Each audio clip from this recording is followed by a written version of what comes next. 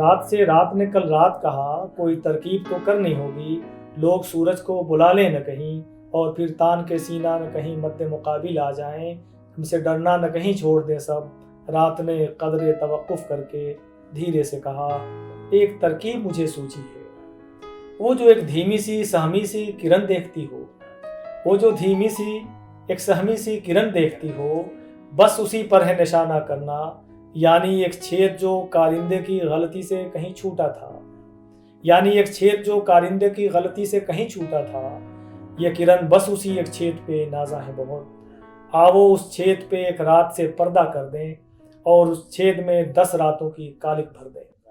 آج ریختہ کے اسٹوڈیو میں ہمارے مہمان ہیں پروفیسر کوثر مظہری صاحب۔ کوثر مظہری صاحب شعبہ اردو جامعہ ملیہ اسلامیہ سے منسلک ہیں، اس سے وابستہ رہے ہیں پچھلے 20 برسوں سے، اور آپ کا کام، آپ کی واقفیت ہوگی بہرحال، لیکن بتاتا چلوں کہ آپ نے تنقیدیں لکھی ہیں، آپ کا ایک ناول بھی موجود ہے، ترجمے بھی کیے ہیں آپ نے، اور شاعری کی کتابیں بھی ہیں آپ کی۔ کوثر صاحب، آپ سے کچھ باتیں کریں گے ہم، اس سے پہلے کہ آپ سے ہم یہ کہیں کہ کوئی شعر سنائیے، لیکن تمہید کے طور پہ کچھ باتیں بھی کرنا چاہیں گے آپ سے۔ پہلے تو یہ بتائیں کہ شعر تو سن لیں گے آپ کا، اس وقت ہم شاید باتیں کریں آپ کے شعر سے متعلق، لیکن پہلے یہ بتائیں کہ ایک استاد ہیں اور آپ ایک ناقد بھی ہیں، پوری نظر ہے آپ کی اردو تنقید کی جو روایت ہے اس سے پوری طرح آپ واقف ہیں، آپ پڑھاتے ہیں ان چیزوں کو۔ یہ بتائیں کہ جو تنقید کی صورتحال آج ہے ہندوستان میں اور پاکستان میں، ایک تو بنیادی کوئی فرق ہے، یا دوسرا سوال میرا یہ ہے کہ اس کی سمت کیا ہے ابھی ہندوستان اور پاکستان دونوں کے تناظر میں اگر ہم بات کرنا چاہیں تو؟ یہ تنقید کے بارے میں جو کچھ میں نے پڑھا ہے، یا میرے سامنے جو پورا مرزنامہ تنقید کا ہے، اس کو دیکھتے ہوئے یہ کہا جا سکتا ہے کہ تنقید کی جو صورتحال 40-50 برس پہلے تھی، وہ ذرا کمزور پڑتی ہوئی نظر آ رہی ہے۔ اچھا، وہ اس لیے جو تنقید میں جو بڑے نام آج موجود ہیں، آج بھی موجود ہے کہنا چاہیے، یعنی شمس الرحمن فاروقی اور گوپی چند نارنگ، اگر ان کو چھوڑ دیں تو ان کے بعد جو پیڑھی ہے اس میں ایک مایوسی بھی نظر آتی ہے تنقید کے حوالے سے، اور سب ہم جانتے ہیں، تنقید پڑھتے بھی ہیں، پڑھاتے بھی ہیں، تو اندازہ یہ ہوتا ہے کہ تنقید لکھنے میں کلیم الدین احمد نے تو کہا بھی تھا کہ بہت اہم ذمہ داری ہوتی ہے، بہت بڑا کارنامہ ہوتا ہے، تنقید لکھنے کے لیے بین العلومی ہونا پڑتا ہے، یعنی مختلف علوم سے آپ کی واقفیت ہونی چاہیے، تب کسی فن پارے کا کہنا چاہیے کہ اچھی طرح آپ محاسبہ اور محاکمہ کر سکتے ہیں، اور یہ کام بہت چیلنجنگ ہوتا ہے، اس لیے میرے خیال سے شاید تساہل ہماری نسل میں آ گئی ہے، اور بہت کچھ پڑھنا نہیں چاہتی، بہت جو مضامین لکھنے کی کمی نہیں ہے، مضامین لکھنے والے بہت لکھے جا رہے ہیں، بہت مضامین، لیکن مضامین لکھنے والوں کو میں نقاد نہیں مانتا، اس لیے کہ تنقید، حالانکہ وہ بھی اپنے آپ کو نقاد سمجھتے ہوں گے، لیکن جن معنوں میں گوپی چند نارنگ، شمس الرحمن فاروقی، یا اس سے پہلے کلیم الدین احمد، عالم مسرور، اگر احتشام حسین یہ نقاد تھے، تو ان معنوں میں آج جو مضامین لکھنے والے لوگ ہیں ان کو میرے خیال سے نقاد کہتے ہوئے مجھے ذرا سی جھجک ہو رہی ہے، اس لیے کہ جو تناظر چاہیے ہوتا ہے، ایک نظر ہوتی ہے نقاد کی، اور جیسا کہ میں نے کہا کہ کلیم الدین احمد نے کہا تھا کہ بین العلومی ہونا چاہیے، مختلف علوم پہ ان کی نظر ہوتی ہے، اور ایک سائنٹیفک اپروچ ہونا چاہیے، تو تمام چیزوں کو اگر دیکھیں تو جیسا کہ آپ نے کہا کہ پاکستان میں بھی تنقید جو لکھی گئی یا لکھی جا رہی ہے، ہندوستان میں اس میں فرق کیا ہے، تو میرا اپنا ماننا ہے کہ شاعری پاکستان میں، اردو شاعری کچھ بہتر ہو رہی ہے، لیکن تنقید کے معاملے میں ابھی بھی میرا ماننا ہے کہ ہندوستان کا پلڑا بھاری ہے۔ ایک بات تنقید ہے، اگر یہ بات آپ کہتے ہیں تو مجھے خیال آتا ہے محمد حسن عسکری، جی، آپ کے خیال سے کیا سفر وہاں رک گیا ہے یا اس کے بعد بھی جاری ہے وہاں؟ نہیں، محمد حسن عسکری کو تو ظاہر ہے کہ اب نئی نسل تو جانتی بھی نہیں، تو اس کے بعد لکھنے والے بہت سے لوگ ان کو زیادہ جانتے ہیں۔ حسن عسکری کا معاملہ یہ ہے کہ ان کی تنقید کو سمجھنا بھی ذرا سا مشکل ہے۔ اس کی کیا وجہ ہوگی؟ اس کی وجہ یہ ہے کہ حوالے جیسے آپ نے کہا کہ یعنی مغرب سے بہت زیادہ استفادہ کیا ہے، اس میں بھی اختصاص یہ ہے کہ باضابطہ براہ راست وہ فرینچ لٹریچر سے واقف تھے، تو فرینچ ادب بھی، فرینچ تنقید بھی، تو ان چیزوں سے واقفیت کے بعد وہ حوالے بہت سی جگہوں پہ کلیم الدین احمد نے اس کی پکڑ بھی کی، اور کہیں کہ فرینچ کے حوالے سے جو بات کی ہے انہوں نے، تو کہا کہ وہ حوالہ انہوں نے ادھورا رکھا ہے. لیکن یہ تو ہمارے یہاں بھی یہ صورتحال فاروقی صاحب نے بھی کام کیا ہے، اور لیکن فاروقی صاحب نارنگ نے بھی جی کیا جی ہے. لیکن فرق یہ ہے کہ نارنگ صاحب یا فاروقی صاحب جو کام کرتے ہیں تو ان کے سامنے یہ ہمارا مشرقی تناظر بھی ساتھ ہوتا ہے، اور کوشش یہ کرتے ہیں کہ جو قاری آج کا قاری ہے اس کی بساط کیا ہے، یا کہنا چاہیے کہ اس کی علمیاتی سطح کیا ہے، ایپسٹیم کیا ہے اس کی، اس کو نظر میں رکھتے ہوئے پھر وہ بات کرتے ہیں. اس لیے وہ جو کچھ کہنا چاہتے ہیں، سمجھانا چاہتے ہیں ادب کے حوالے سے یا فن پارے کے حوالے سے، وہ بات آسانی سے سمجھ میں آتی ہے. لیکن ان کا معاملہ ایسا ہے، بیچ بیچ میں کہیں کہیں، حالانکہ بہت طویل مضامین ان کے نہیں ہوتے حسن عسکری کے، لیکن اس میں روشنی یا کہنا چاہیے کہ جگنو کی طرح جو چمک نظر آتی ہے، وہاں تک جس کی رسائی ہے پھر وہ محظوظ بھی ہوتا ہے، اس کو مزہ بھی آتا ہے. اور یہ آسان نہیں ہے، بہت عام قاری جو ادب کا ہے اس کے لیے میرے خیال سے قدر ذرا مشکل ہے، ڈیمانڈنگ ہے، وہ ڈیمانڈنگ ہر شخص کے لیے نہیں ہے. نہیں. اور فرق یہ بتایا آپ نے کہ جیسے فاروقی صاحب نے جو اپنا ان کا پس منظر ہے اس سے وابستہ ہے، چنانچہ فاروقی صاحب نے ظاہر ہے کہ جدیدیت کا بتایا جاتا ہے کہ فاروقی صاحب نے 55 اور 60 کے بعد جو ادب لکھا گیا، انہوں نے تو کھلے طور پہ لکھا ہے کہ ترقی پسند تحریک سے الگ ہو کر کے ہم نے ایک رجحان سامنے پیش کیا، اور اس کی روشنی میں ادب لکھنے کی طرف لوگوں کو بلایا، اور ایک نیا ذہن جو اس کے بعد ایک پورا قافلہ ہے، کارواں ہے، وہ تیار ہوا، وہ اس کی طرف آپ دیکھیں گے. لیکن میرا ایک ماننا ہے، اگر اجازت دے تو میں کہنا چاہتا ہوں کہ مغرب میں جو جدیدیت تھی، روجر فاولر کا میں نے پڑھا تھا کہ ان کے مطابق ہے کہ 1870 سے لے کے 1930 تک ماڈرنزم ختم ہو جاتی ہے، اور ہمارے ہاں اس کے ختم ہونے کے 30 سال کے بعد یعنی 1960 میں وہ رجحان یا اس کو انٹروڈیوس کیا جاتا ہے.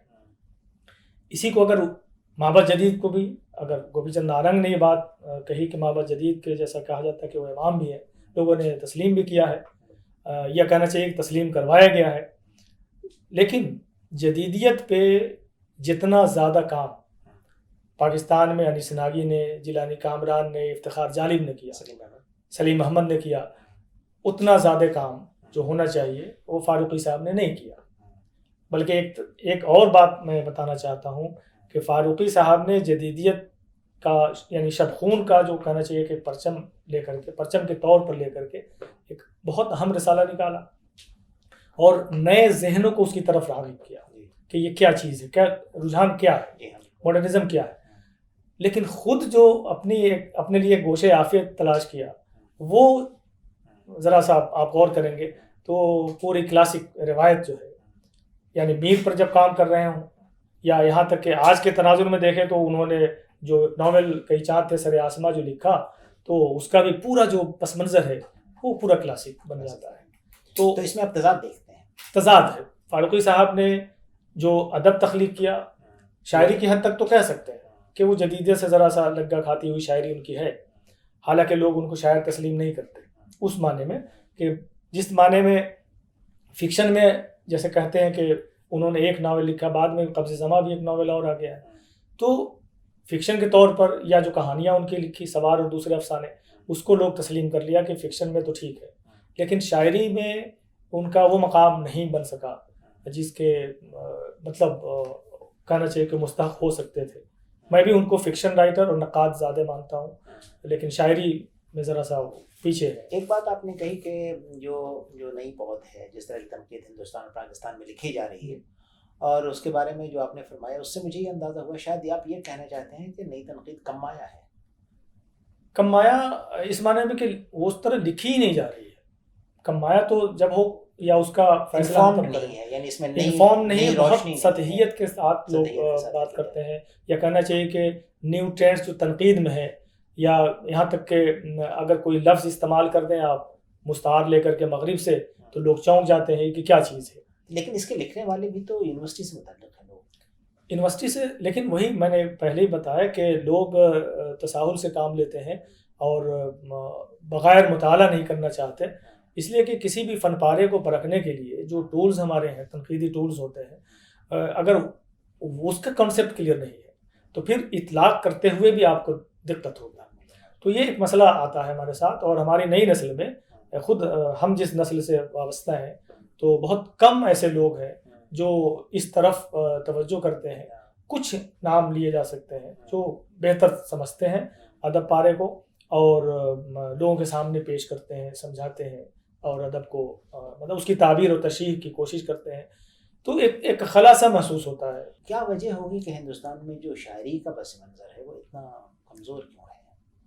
اصل اس کے پیچھے جو مجھے بہت بین چیز نظر آ رہی ہے وہ یہ ہے کہ مشاعرے نے بھی اس چیز کو خراب کیا ہے. اچھا. جس طرح میں نے کہا کہ تنقید میں بھی ایک تساہل ہے, حالانکہ پھر بھی تنقید لکھی جا رہی ہے, لیکن شاعری میں آپ نے نظم کے بارے میں کہا تو نظم میں بھی وہی محنت چاہیے ہوتی ہے.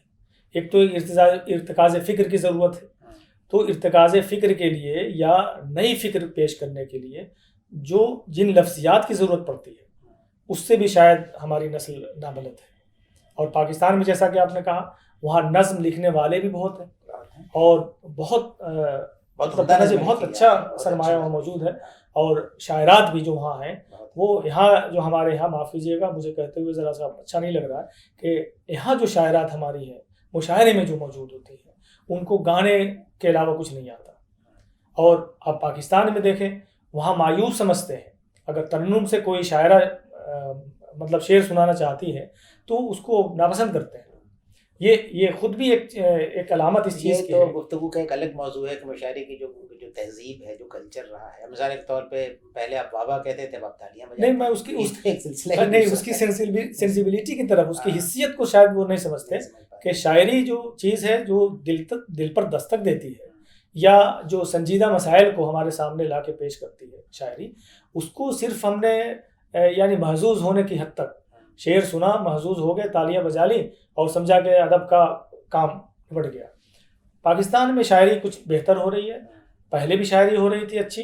یعنی اگر پروین شاکر اور اس سے ذرا سا یعنی فہمیدہ ریاض ہے, کشور ناہید ہیں, یاسمین حمید ہیں, بہت تنویر انجم ہے, بہت بہت طویل فہرست وہاں موجود ہے. اس طرح کی فہرست یہاں بنانے میں تھوڑی دقت ہوگی. شاعرات اس پیمانے کی شاعری کرنے والی بہت کم ہے. اچھا, ان دونوں باتوں کے حوالے سے ایک بات اور بھی کرنا چاہوں گا. جیسے ہم نے تنقید کے بارے میں کہا جو صورتحال ہے, اسی طرح سے شاعری کی صورتحال پہ آپ نے روشنی ڈالی. یہ بتائیں کہ افسانے کی کیا صورتحال ہے ہمارے یہاں اس وقت؟ مجھے اس میں بھی لگتا ہے کہ پاکستان میں شاید بڑے اور بہتر افسانے لکھے گئے ہیں گزشتہ دو تین. مجھے ذرا سا اس میں اختلاف یہ ہے کہ اگر ان کو رکھے یعنی وہ تارڑ کا زمانہ ہے یا انتظار حسین کا زمانہ ہے, ان کے بعد فکشن میں مجھے وہاں لگتا ہے کہ کمزور فکشن لکھا جا رہا ہے. اچھا, بہت زیادہ اس کو ہم نہیں سمجھتے, اپریشیٹ نہیں کرتے. اسد محمد نام تو لے ہی سکتے ہیں, 3-4 اس طرح کے نام نکل آئیں گے, لیکن اگر حال کو ہم دیکھیں, ہمارا جو فکشن کا حال ہے, جو ہمارا پریزنٹ ہے, وہ زیادہ ہم کو اسٹرانگ لگتا ہے. بلکہ کبھی کبھی لگتا ہے کہ ہندوستان میں جو فکشن لکھا جا رہا ہے وہ شاعری پر فوقیت رکھنے والا فکشن. کہیں ایسا تو نہیں ہے, کہیں آپ کے ذہن میں یا ہمارے ذہن میں, قاری کے ذہن میں یہ تو نہیں ہے کہ ہم اکثر جب سوچتے ہیں اپنے فکشن کے بارے میں تو ہمارے ذہن میں یہ ہوتا ہے کہ کرشن چند تھے, بیدی تھے, منٹو اور قدرت العین ہے تو رسم چوتھائی, تو یہ اسی کا سحر چل رہا ہے. نہیں, یہ نام آپ نے جو گنوایا, ظاہر ہے کہ اسٹالوارٹ ہیں ہمارے, بہت اہم اور نمائندہ رکے ہوئے ہیں, اس سے آگے بڑھے نہیں. اس کے بعد آج کے مسائل کو ظاہر ہے کہ جن مسائل کو کرشن چندر نے نہیں چھیڑا ہوگا یا آج ہم جن مسائل سے گزر رہے ہیں, جوجھ رہے ہیں جن سے, تو ظاہر ہے کہ آج کا لکھنے والا جو ہے, اب ذوقی کو آپ دیکھ لیں, پیغام آفاقی نے جو کچھ لکھا اور غضنفر نے جو لکھا, اسی طرح سے خالی جاوید ایک نیا لکھنے والا, لیکن خالی جاوید کے یہاں جو سینسیبلٹی ہے, جس طرح آج کی چیزیں مختلف ہے, تو بیانیہ کی حد تک بھی دیکھیں تو بالکل سب سے الگ نظر آتے ہیں. نیا لکھنے والا ایک رحمان عباس بھی آیا ہے, اس نے بھی بڑی دھوم مچائی ہے. تو ایک طرح سے کہنا چاہیے کہ ہمارے یہاں فکشن جو لکھا جا رہا ہے وہ تشفی بخش ہے. شاعری ذرا کمزور نظر آ رہی ہے. کچھ نام نئے لکھنے والوں میں, جیسے ہم نام لینا چاہیں تو خورشید اکبر ہیں, عالم خورشید ہیں, اور عبدالحساز ہیں, اسی طرح سے آپ فرد ساز کا نام بہت اہم ہے, اور کئی اس طرح کے نام ہمارے سامنے موجود ہیں نئے لکھنے والوں. بالکل ادھر چلے آئیں تو جو جس کو مابعد جدید یعنی 80 کے بعد بھی نہیں بلکہ 90 کے بعد جو لوگ شاعری شروع کر رہے ہیں ان میں بہت اہم نام 2-3 آئے ہیں. راغب اختر ایک لڑکا آیا ہے, بہت اچھا لکھ رہا ہے. سالم سلیم ایک لڑکا ہے, وہ بھی بہت اچھا لکھ رہا ہے. تو اس طرح سے مجھے لگتا ہے کہ شاید آئندہ, جیسا کہ میں نے پہلے بتایا کہ ہاں, تو شاعری کی جو کہنا چاہیے کہ ایک روشنی نظر آ رہی ہے, تو ممکن ہے ایک صورتحال بہتر ہو آئندہ کی. گوسر صاحب ایک نئی کتاب ہے آپ کی قصہ میں, جی جی, تیسری کتاب ہے آپ کی, مضامین کا جو مجموعہ ہے وہ تیسرا مجموعہ ہے. اس کے پہلے 2 مجموعے آپ کے آئے ہیں, جرأت افکار ایک پہلا ہے اور ایک تبصروں کی کتاب ہے, قرۃ المکالمہ ایک آیا تھا مضامین کا, اور بازدید و تبصرے کے نام سے.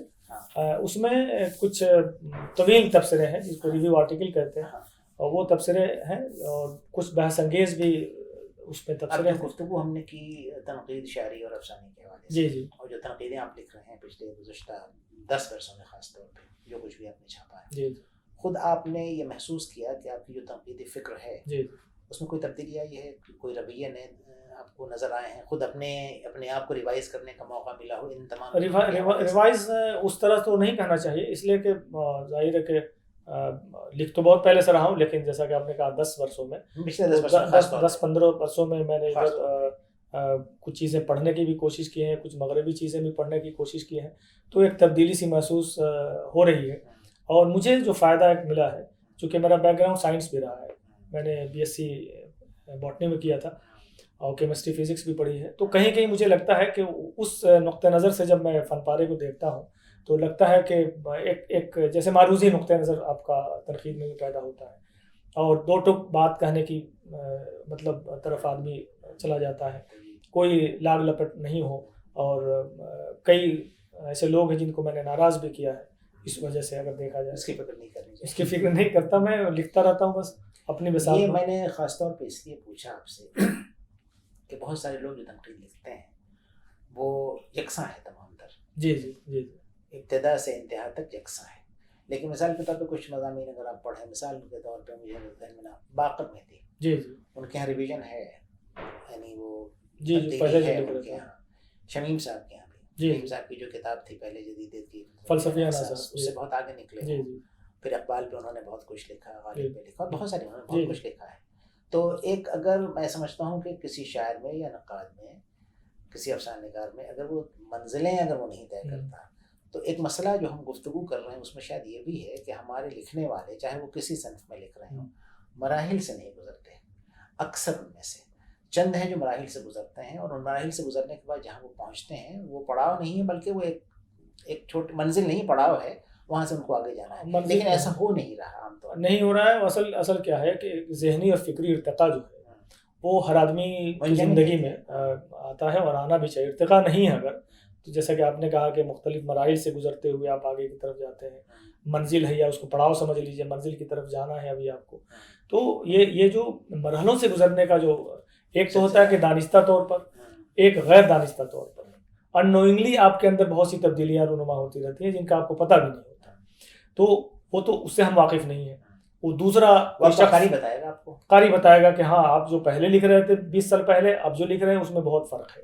اسی طرح شاعری جو کر رہا ہوگا اس کے اندر جو 20 سال پہلے شاعری کر رہا ہوگا, اب جو شاعری کر رہا ہوگا, تو اس میں تبدیلی جو آ رہی ہوگی, سننے والا یا پڑھنے والا اس کی نشاندہی کر سکتا ہے کہ آپ نے جو شاعری کی. تو یہ جو فکری اور ذہنی ارتقاء ہے یہ تو ہر شخص کے ساتھ ہوتا ہی ہے, اور اگر یہ نہیں انجماد کی صورت ہے تو میرے خیال سے وہ تنقید ہو یا شاعری ہو, فکشن ہو, تو وہ اس کی طرف لوگ جاتے نہیں, پڑھتے بھی نہیں ہیں. آپ کلاس میں پڑھاتے ہیں, خود ریسرچ کرتے ہیں, ریسرچ گائیڈ کرتے ہیں, جو نصاب کی صورتحال ہے کیا خیال ہے آپ کا؟ یعنی ہم جو آج کل پڑھا رہے ہیں یونیورسٹیز میں, اب دیکھیے یونیورسٹیز میں جہاں MA پڑھایا جاتا ہے وہ ایک دوسرا منظرنامہ ہے. بہت سارے چھوٹے شہروں میں جو اردو کے شعبے ہیں, بہت ساری جگہوں پہ استاد نہیں ہے آج کل, وہ ایک الگ معاملہ ہے. اس میں یونیورسٹی گرانٹس کمیشن کا بھی ہے, اور اسکولوں اور کالجوں کے اپنے اپنے جو مسائل ہیں ایڈمنسٹریٹو وہ سب ہیں. ان سے قطع نظر ہمیں ابھی جو پڑھا رہے ہیں اور 50 سال پہلے, 5 دہائیوں پہلے جو پڑھا رہے تھے, 40 سال پہلے جو پڑھا رہے تھے, کون کون سے ایسے واضح نقوش ہیں جو آپ نصاب میں دیکھتے ہیں جو تبدیلیاں آئی ہیں اور کیا آنی چاہیے؟ اور جیسا کہ آپ نے کہا کہ 50 سال پہلے جو کچھ پڑھایا جا رہا تھا آج بھی کیا اس کی کوئی اہمیت ہے, معنویت ہے؟ کچھ چیزوں کی اہمیت تو ہے, جیسے کلاسک جو ہمارا ایک ایسا سرمایہ ہے, ہم اس سے دامن بچا نہیں جا سکتے, بچانا بھی نہیں چاہیے, اس لیے کہ وہ ماضی کی طرف ہماری ایک روشنی کرنا چاہیے، ایک بلب روشن ہے. اگر ماضی کی طرف نہیں دیکھیں گے تو پھر آگے کی طرف تو روایت سے واقفیت تو ضروری ہے. لیکن جیسا کہ آپ نے کہا کہ ہندی والوں کو بھی اردو پڑھنی چاہیے، اردو ادب سے واقفیت ہے، اس کی تاریخ کم سے کم واقفیت ہونی چاہیے. اسی طرح اردو والوں کو بھی ہندی ادب کی واقفیت. آپ تو ہندی کی واقفیت کہہ رہے ہیں، میں تو کہہ رہا ہوں کہ اگر تھوڑا بہت انگریزی ادب سے بھی واقف ہو جائیں ہمارے بچے، اور اس سے پہلے کے اساتذہ واقف ہوں، تو ہم تو یہ چاہتے ہیں کہ تبدیلی کی حد تک 2 چیزوں کی تبدیلی ضروری ہے کہ انگریزی کے کچھ ٹیکسٹ بی اے میں تو نہیں لیکن ایم اے میں کچھ ترجمے کی شکل میں اور کچھ اوریجنل ٹیکسٹ کی شکل میں، بہت زیادہ نہیں تو بہت لیکن 2-3 نظمیں جو ہم لکھنے والے ہیں، وہ ایلیٹ کی کچھ نظم رکھ لیں، شیکسپیئر کو چاہے چھوڑ دیجیے، لیکن کیٹس کا ذکر بہت کیا جاتا ہے، شیلی کا ذکر کیا جاتا ہے. تو جو سامنے کے شاعر ہیں جن کو مطلب اردو والے بھی یاد کرتے ہیں، نام لینے کی حد تک ہی صحیح. لیکن میں تو چاہتا ہوں کہ ہمارے ایم اے کے بچے اردو میں پڑھنے آ رہے ہیں تو ان کا کچھ ٹیکسٹ بھی پڑھ لیں، ترجمہ بھی ہو اور اوریجنل بھی پڑھ لیں. جو بھی ہر شعبے میں کچھ نہ کچھ اساتذہ ایسے ہوتے ہیں جو اس کو پڑھا سکتے ہیں، اور اگر نہیں پڑھا سکتے ہیں تو انگریزی کے شعبے کے استاد کو بلا لیں، ایک کلاس دے سکتے ہیں. تو ایک روشنی تو ملنی چاہیے. جب ہم دوسری زبان کے ادب سے واقف نہیں ہوں گے، ہمارا بچہ واقف نہیں ہوگا، تو مجھے لگتا ہے کہ وہ ایک طرح سے عذر لنگ لے کر کے پوری زندگی آئندہ گزارے گا. تو یہ بہت اچھی بات ہے کہ یہ تبدیلی اس سطح پہ ہونی چاہیے. اور بلکہ آپ جیسے مشرق و مغرب کے نغمے میرا جی کی کتاب ہے، اور اس زمانے میں میرا جی کتنا مطلب ان چیزوں سے واقف تھا وہ شخص کہ وہ چاہتا تھا کہ تراجم کی شکل میں ہی لوگ کم سے کم جانے کہ یہ ودیاپتی یہ لکھ رہا ہے، فلاں یہ لکھ رہا ہے، فرینچ کے رائٹر کو بھی ترجمہ کر رہا ہے، انگریزی ادب سے بھی ترجمہ کر رہا ہے، سنسکرت سے بھی کر رہا ہے. تو آج آخر جیسا کہ اس کو وہاں سے جوڑ سکتے ہیں کہ میرا جی کی جو شاعری ہے اور آج کی جو شاعری ہے، اگر کہیں تو اس سے آگے ہم نہیں بڑھ سکے ہیں. اس کا ایک بڑا سبب یہ بھی ہو سکتا ہے کہ چونکہ ہمارے ذہن کی جو خوراک ہے وہ خوراک نہیں مل پا رہی جو میرا جی کو مل رہی تھی، راشد کو مل رہی تھی. وہ مشرقی ادب کی خوراک ہو یا مغرب کے ادب کی خوراک ہو. تو یہ ایک ضروری ہے کہ نصاب کی سطح پر بھی تبدیلی آئے. اور میڈیا کا زمانہ ہے، بہت سے بچے مان لیے ریختہ سے اگر کسی کو استفادہ کرنا ہے تو ریختہ سے، میں تو سمجھتا ہوں کہ ریختہ سے بھی واقفیت بی اے لیول پر ہو جانی چاہیے کہ ریختہ ہے کیا چیز. اس کے علاوہ اور بھی دنیا میں کتنے سائٹس ہیں. انفرادی طور پر کوئی بچہ تو واقف ہوتا ہے، لیکن اس سے کتنا واقف ہو سکتا ہے؟ یا ٹیکسٹ آپ پڑھ سکتے ہیں گھر بیٹھے ہوئے، کتاب اگر لائبریری میں نہیں مل رہی ہے، اس لیے کہ بہت سی کتابیں ایک لائبریری میں تو نہیں ملتی. اب بی اے میں کوئی بچہ آیا ہے، ایم اے میں آیا، تو کہاں کتنی لائبریری خاک چھان تک رہے. تو سائٹ سے بھی واقفیت ہونی چاہیے، میڈیا سے واقفیت ہونی چاہیے. اطلاع دے دوں آپ کو، بہت اچھا ہوا یہ بات آپ نے کہی. ایک نئی چیز جو ہوئی ہے ریختہ میں وہ یہ ہے کہ ہماری ویب سائٹ پہ اگر آپ جائیں تو آپ دیکھیں کہ ہندوستان میں پڑھائے جانے والے مختلف شعبوں میں جو نصاب ہے وہ تمام کتابیں ریختہ کے ویب سائٹ میں یونیورسٹی کے حوالے سے. اگر آپ بی اے کا سلیبس دیکھنا چاہتے ہیں تو دیکھیں اور کلک کریں اور کتاب کھل جائے گی آپ کے سامنے. تمام کتابیں ان چیزوں سے بچے واقف نہیں ہے، تو یہ چیز پہنچانے کی ہے ضرورت اس کی. ابھی ہم جو گفتگو کر رہے تھے اس میں بات آئی کہ ترجمے بھی یعنی ہمیں شامل کرنے چاہیے نصاب میں. خود آپ نے ترجمہ کیا ہوا خلیل جبران کا، جی کیا وجہ رہی ہوگی، اس پہ نظر کیوں پڑی ہے؟ اصل خلیل جبران کا ناول میں نے دی بروکن ونگز انگلش میں ہی پڑھا تھا، تو اس کا ترجمہ میں نے شکستہ پر کے نام سے کیا تھا. وہ اتنا متاثر کیا اس ناول نے مجھے. انگریزی میں پڑھا تھا بروکن ونگز، اور وہ ظاہر ہے کہ پہلے عربی میں کتاب لکھی گئی تھی الجناحۃ المتکسرہ کے نام سے. اس کا ترجمہ انگریزی میں ہے، انگریزی سے میں نے شکستہ پر کے نام سے کیا تھا. تو اس کا اسلوب اور فکر، فلسفہ دونوں ایسا ہم ظاہر ہے کہ اس میں کس طرح سے اس شخص نے، بہت بڑا رائٹر ہے، ظاہر ہے کہ خلیل جبران کا اتنا بڑا نام ہے. تو مجھے لگا کہ اس کا ترجمہ کیا جانا چاہیے. اور اردو والے اور یہاں ہمارے یہاں شعبہ عربی میں اس کے کچھ چیپٹرز شامل ہیں، عربی میں پڑھتے ہیں، تو بہت سے بچے اردو میں نکال کے اس کو پڑھتے بھی ہیں نکال کے.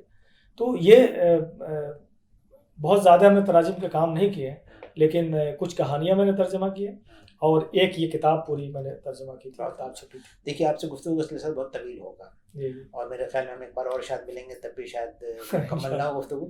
تو اس موقع کا فائدہ اٹھاتے ہیں ہم، اور یہ کرتے ہیں کہ آپ سے کچھ آپ کا کلام سنتے ہیں. دیکھیے آپ کا جو تعارف ہوا یا جو ہمارے ناظرین جو سمجھ پائے ہوں گے وہ ایز اے ناقد سمجھ پائے ہوں گے. میرا خیال ہے کچھ شعری کے حوالے سے. اصل شاعری یاد نہیں رہتی ہے تو میں کچھ چیزیں ہاں کچھ ہے اس طرح کی چیزیں.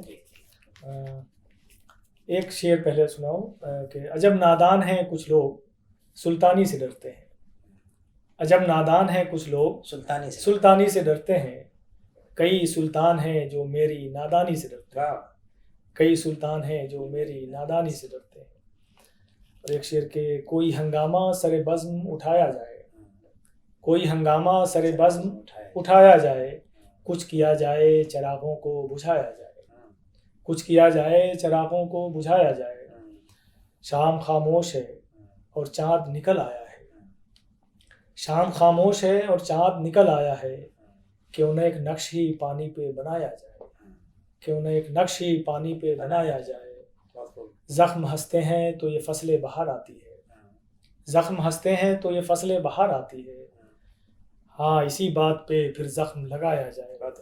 ہاں اسی بات پہ پھر زخم لگایا جائے. اور یہ شعر کے منظر چشم جو پرآب ہوا جاتا ہے. منظر چشم جو پرآب ہوا جاتا ہے. چمن دل میرا شاداب ہوا جاتا ہے. یہ شعر کے وہی قطرہ جو کبھی کنجے سرے چشم میں تھا. وہی قطرہ جو کبھی کنجے سرے چشم میں تھا. اب جو پھیلا ہے تو سیلاب ہوا جاتا ہے. وہی قطرہ جو کبھی کنجے سرے چشم میں تھا. اب جو پھیلا ہے تو سیلاب ہوا جاتا ہے. وہ جو شیریں دہن اس شہر میں آیا ہے میرے. وہ جو شیریں دہن اس شہر میں آیا ہے میرے. اس کا بولا ہوا شہداب ہوا جاتا ہے. اس کا بولا ہوا شہداب ہوا جاتا ہے. اس کی پلکوں پہ جو چمکا تھا ستارہ کوئی. اس کی پلکوں پہ جو چمکا تھا ستارہ کوئی. دیکھتے دیکھتے مہتاب ہوا جاتا ہے. دیکھتے دیکھتے مہتاب ہوا جاتا ہے. کہ رات سے رات نے کل رات کہا. رات سے رات نے کل رات کہا. کوئی ترکیب تو کرنی ہوگی. لوگ سورج کو بلا لیں نہ کہیں. اور پھر تان کے سینہ نہ کہیں مد مقابل آ جائیں. ہم سے ڈرنا نہ کہیں چھوڑ دیں سب. رات نے قدر توقف کر کے دھیرے سے کہا. رات سے رات نے کل رات کہا. کوئی ترکیب تو کرنی ہوگی. لوگ سورج کو بلا لیں نہ کہیں. اور پھر تان کے سینہ نہ کہیں مد مقابل آ جائیں. ہم سے ڈرنا نہ کہیں چھوڑ دیں سب. رات نے قدر توقف کر کے دھیرے سے کہا. ایک ترکیب مجھے سوچی ہے. وہ جو ایک دھیمی سی سہمی سی کرن دیکھتی ہو. وہ جو دھیمی سی ایک سہمی سی کرن دیکھتی ہو. بس اسی پر ہے نشانہ کرنا. یعنی ایک چھید جو کارندے کی غلطی سے کہیں چھوٹا تھا. یعنی ایک چھید جو کارندے کی غلطی سے کہیں چھوٹا تھا. یہ کرن بس اسی ایک چھید پہ نازا ہے بہت. آؤ اس چھید پہ ایک رات سے پردہ کر دیں. اور اس چھید میں 10 راتوں کی کالک بھر دیں. تو اس طرح کی کئی چیزیں میں نے لکھی ہیں جس کا عنوان ہی رکھا تھا رات ہی رات. تو کچھ استعارے ہیں کچھ علامتیں ہیں اس میں. تو اس طرح کی شاعری شاید اس میں آج کا تناظر نظر آ رہا ہوگا. تو اس طرح کی کچھ نظمیں میں نے کہی ہیں. زیادہ تر غزلیں کہی ہیں. شعری مجموعہ نیا آنے والا ہے کیا؟ شعری مجموعہ ابھی تو نہیں لیکن شاید 1-2 برسوں کے بعد. وہی ماضی کا آئندہ ایک چھپا تھا 2008 میں. تو کچھ تو یہ کہ تنقید کے جبر کی وجہ سے تخلیق ذرا کم ہو جاتی ہے اور ضرورتاً آدمی دوسرے کاموں میں لگا رہتا ہے. ورنہ ظاہر ہے کہ آپ سے گفتگو کا موقع ملا آج. اور میرا خیال ہے کہ ہم پھر ملیں گے انشاءاللہ. جب بھی ریختہ کی طرف سے مجھے یہ موقع ملے گا میں شکر گزار ہوں گا. بہت شکریہ.